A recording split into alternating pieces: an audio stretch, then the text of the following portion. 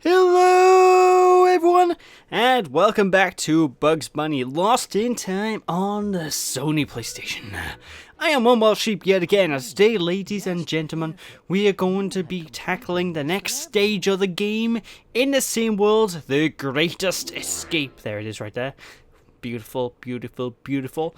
And The Greatest Escape, this is indeed primarily because the 100% of the stage is going to be escaping us for the great portion of this playthrough, because we need certain power-ups in order to activate everything in the stage and collect everything. So this is a stage we aren't going to be able to completely do in one go, unfortunately.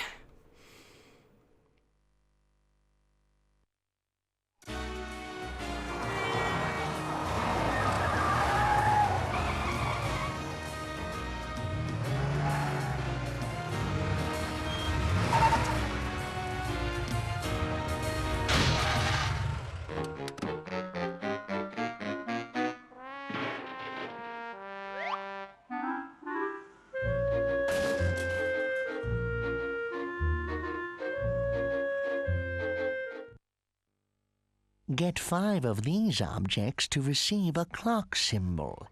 And welcome, ladies and gentlemen, to the hotel. I don't think this place really has a name. Anyway, this here is the proper stage now, and this is one, like I said already, the stage is one we're going to be revisiting during the course of the playthrough.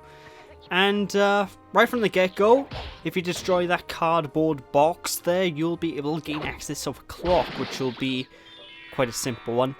And considering we had to revisit the stage quite a lot during the course of the playthrough, there actually isn't all that many collectibles to actually be seen, and which is surprising actually, ladies and gentlemen.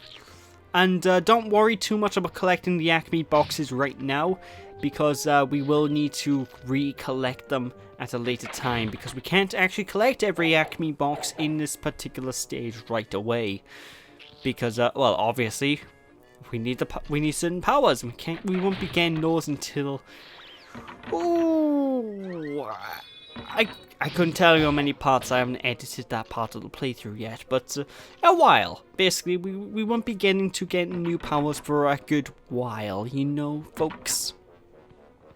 But as you can probably guess, this is basically a hotel sort of deal. And one thing that's kind of interesting about the stage is, apart from the Donkey Kong sequence by here, we can actually go to different floors in this hotel, which load up different sort of mini levels inside this big level, where we need to go from floor to floor, jumping on platforms and whatnot in the environment and trying to collect everything we can. I don't know, I like this stage, you know, it looks nice, I love the graphics, although considering the fact that half of this hotel doesn't even have walls, floors, or even, from what I can tell, a basic structure underneath, I wouldn't want to go here. Maybe this is why the place is actually, wait, I don't even think this place is condemned, is it? Because, it certainly looked open when we entered it earlier.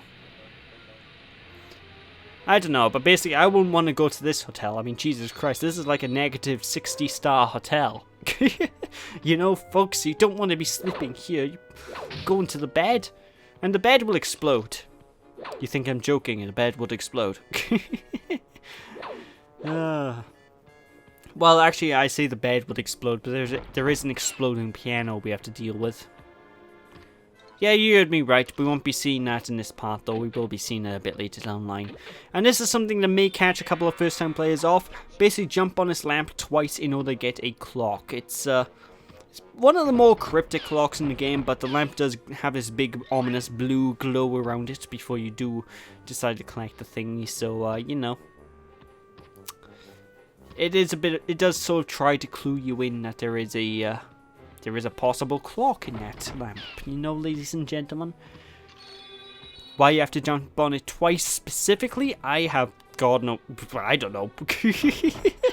I have no idea why you need to jump on the damn thing twice, but there we are. Jump on the lamp twice to get yourself a fantastic, beautiful clock. Oh my.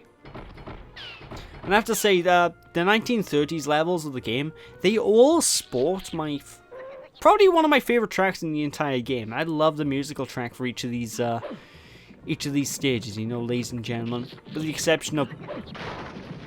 I'm gonna want to say, with the exception of the Carrot Factory, which is a stage way later in the game, just because I can't remember what music plays in that, so I can't really give an opinion on it. But, you know, the 1930s generally has some of my favourite soundtracks. I love the melodies and whatnot in the music. They all sound pretty dope, all things considered. But, yeah, this first visit to the stage is, it's gonna be a pretty short one for the most part, you know. I'm probably gonna spend around 10-15 minutes in... Actually, I say that, but I actually have 2 levels in this part, so I don't even spend that long here.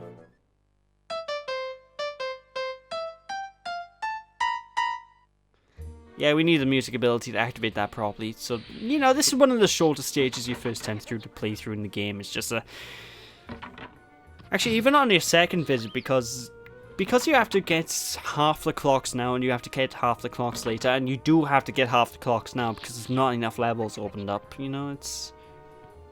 I don't know. But anyway, the music tune that was playing on that piano is, a classic tune that anybody who watched Looney Tunes back in the day may actually recognize.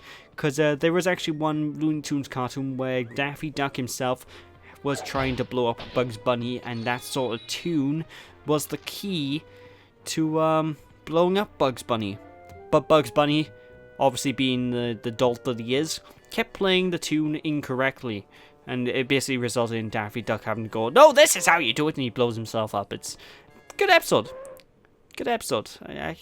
I'm only giving a vague description because I can't remember it that much. Like, most of my experience watching Looney Tunes has to be like over 10 years ago now. So, you know, I haven't watched Looney Tunes in a long time.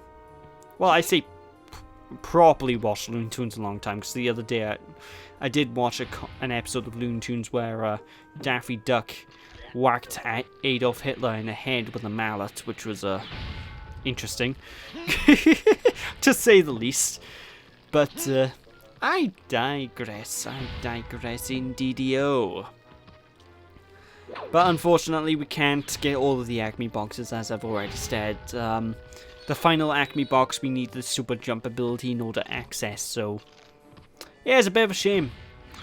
And what's even more annoying is your actual progress with all of the crates, all of the Acme boxes, doesn't save when you actually complete a stage. So, for example, if you picked up 4 out of 5 Acme boxes, you need to pick up all 5 of them the next time you revisit a level, you know, ladies and gentlemen. Which is something I completely forgot during the course of this playthrough, so you're going to see me do a number of times where I'm basically going to be collecting things even though I physically can't get the item from them yet, which honestly is a mistake on my own part, but I don't want to re-record this entire game because I'm behind schedule, believe it or not, folks. But I digress. Also, whenever the game fades to black, basically I'm cutting out a load time, ladies and gentlemen, so I figured I'd make this playthrough a little bit simpler, a little bit more you know, a little bit more smooth, a little bit more flow going just by cutting those out. I generally cut out load times in most of my LPs, you know, ladies and gentlemen, but I figured I might as well bring it up that every time you probably see the screen fade to black, I'm cutting out a load time. I'm only really saying that because I do show off some of the load times just because some of them act like title cards and whatnot, and I want to show them off, but you know. Anyway, Muggsy Butt here, he's going to be following you on this platforming sequence, and he's going to be chucking bombs at you. What you're going to want to do, ladies and gentlemen, is not to do what I'm doing now. Basically, if you can you can easily see that on the sides of this building, there is a balcony that you can jump on.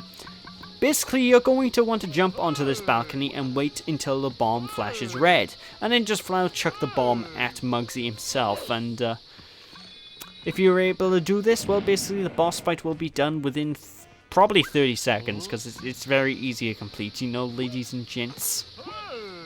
Basically, I'm just showing you the complete wrong way of doing it right now, which... it's probably the way it was intended by the designers to beat this boss. But it's really inconsistent in how often I'm going to be able to hit Muggsy. So just stand on the balcony by here, wait for him to throw the bomb at you. He's going to stare at you like a dumbass, not knowing what to do. And just wait for the bomb to flash and throw it back at him. I threw it back way too soon then, so he's going to chuck it back at me, unfortunately. So there is a little bit of timing involved with this boss fight, ladies and gentlemen. But the boss fight itself is, well, needless to say, it's a pretty simple one, all things considered. Definitely easier than the other bosses we had to fight up until this point, with the exception of Elmer Fudd in the first stage. Which, unfortunately, I'm going to spoil it right now. Why would you stare at a bomb that close? Like, duh, what's this thing? Unfortunately, with Elmer Fudd, there is only one Elmer Fudd boss fight in the entire game, and we've already done it, which I think is a wasted opportunity. You could probably do quite a couple of interesting ideas with Elmer Fudd being a boss, but I don't know, I digress. That is this stage over and done with, and with that we can now move on to the next level. Well, I say we can move on to the next level, but the next level that opens up isn't the next level that we will be going to, ladies and gentlemen, right away, because now we should have enough golden carrots in order to return to the Stone Age era. Why do we want to return there, you might be wondering? Well, it's as simple as this. There's a level that in there, a bonus level you can only unlock by getting the right amount of golden carrots, and we just so happen to have the right amount. So, I figured I'll tackle that one first before moving on with What's Cooking, Doc? You know, ladies and gentlemen? But whenever you come up to bonus levels are unlocked through the use of golden carrots, the levels themselves don't really have anything really to do with the time period that you're in. For example, we're about to go into the Stone Age, but this next stage is going to be a direct, well, as you can tell by the title, it's going to be a direct thing from a cartoon series, a direct reference to Rabbit Season or Duck Season, one of the most popular Bugs Bunny cartoons ever made.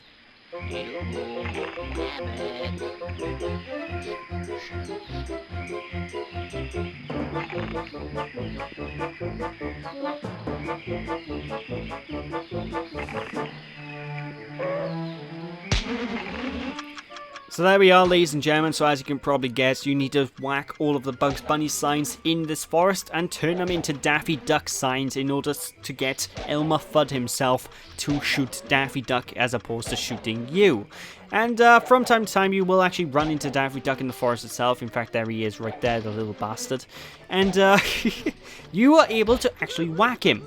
Now if you can hurt Daffy Duck, he will get stunned temporarily and he will run off to a different sign to basically to hit it and hit it and change the sign to his own, you know, to your face, which is a little bit more annoying than anything else. But if you're quick enough about dealing with this, you can easily get through the stage with 15 signs being on Daffy Duck and none being on you, which you don't get any bonus for doing so, but I like being able to do it, you know, ladies and gentlemen. What I do recommend using as well for the most part is the roll ability in order to attack these signs, because it's a lot quicker and you move a little bit quicker as well whenever you're rolling. So that's one thing I do, you know, that's one thing I do recommend. In fact, for the most part when it comes to this game, I always recommend rolling in order to take care of enemies because it's just quicker and enemies go down quicker with it. Hey! Rabbit season!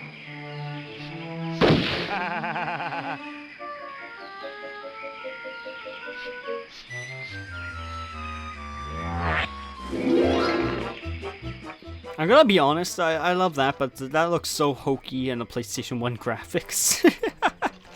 That's definitely one of those sort of gags that work better in cartoon form.